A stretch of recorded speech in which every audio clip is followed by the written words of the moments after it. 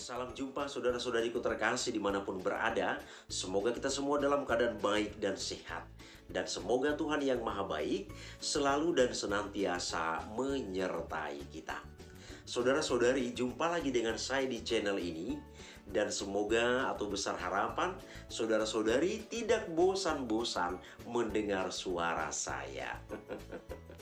Baik saudara-saudariku terkasih, di sesi ini saya beri judul, mari rekan-rekan mantan frater kita giatkan pewartaan iman Katolik. Saudara dan saudari terkasih, barangkali saudara-saudari bisa menebak apa yang akan saya katakan dengan judul ini. Saudara dan saudariku terkasih dimanapun berada, memang dalam konten-konten saya masih banyak saudara dan saudari menyapa saya dengan pastor atau romo.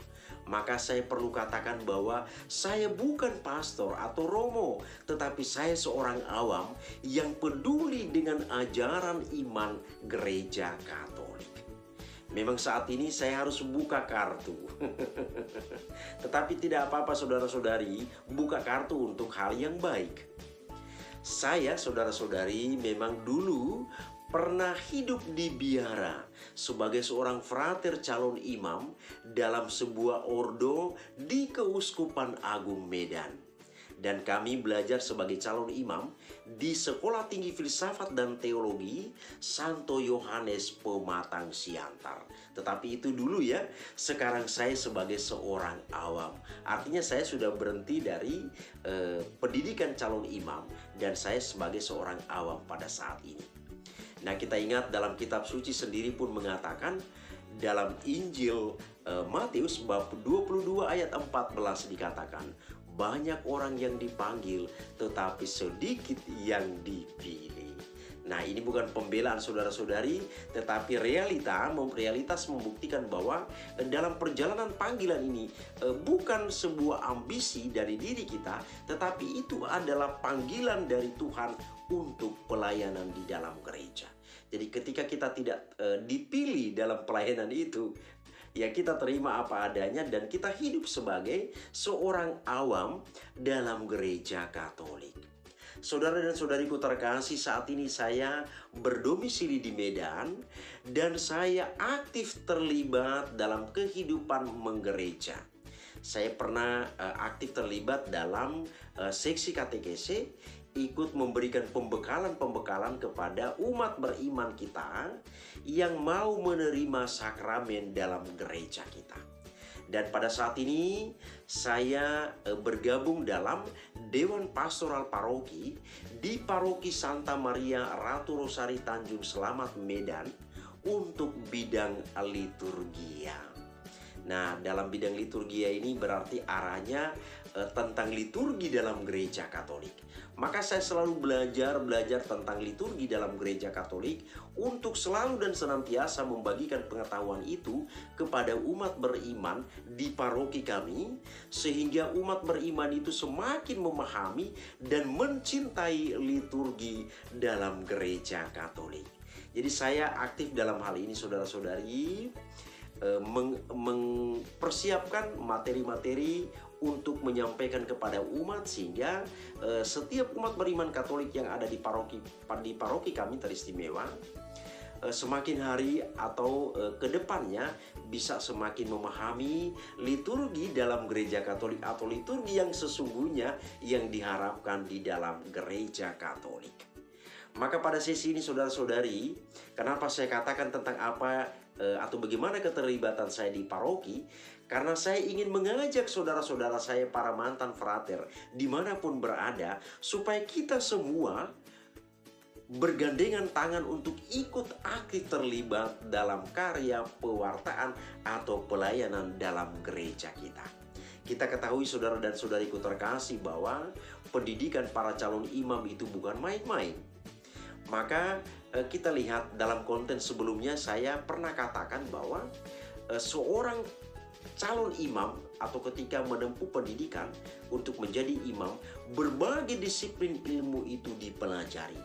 Maka kita lihat para pastor kita itu begitu kaya dengan pengetahuan. Jadi para pastor kita itu bukan kaleng-kaleng. Itu istilah tren sekarang ya.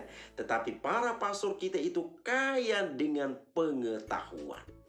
Saudara dan saudariku terkasih, bagi saudara-saudara saya, para mantan frater yang sudah aktif terlibat dalam pelayanan gereja, puji Tuhan, berarti saudara-saudara atau rekan-rekan saya ini tidak menyia-nyiakan pengetahuan yang telah diterima selama pendidikan menjadi seorang imam.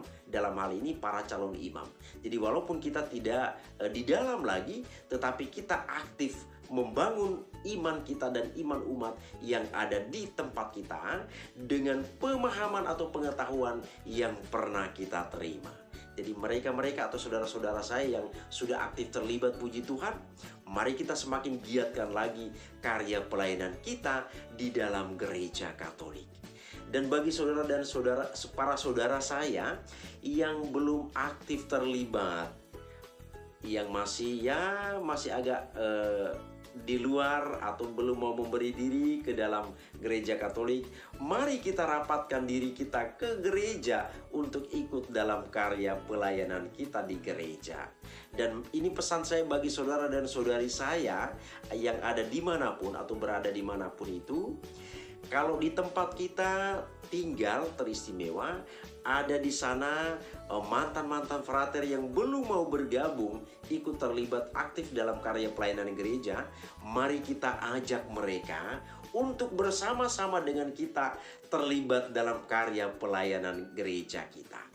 Barangkali saudara dan saudariku terkasih, rekan-rekan kami ini mungkin ada yang masih malu-malu untuk tampil di depan, ikut terlibat dalam karya pewartaan gereja.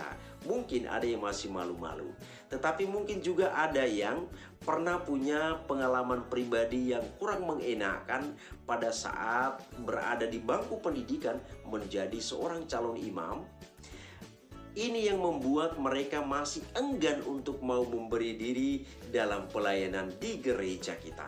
Maka menjadi tugas bagi kita saudara-saudari dimanapun kita berada, kalau ada mantan-mantan frater yang ada di sekitar kita, mari kita ajak mereka untuk ikut terlibat bersama-sama dalam karya pelayanan di gereja kita.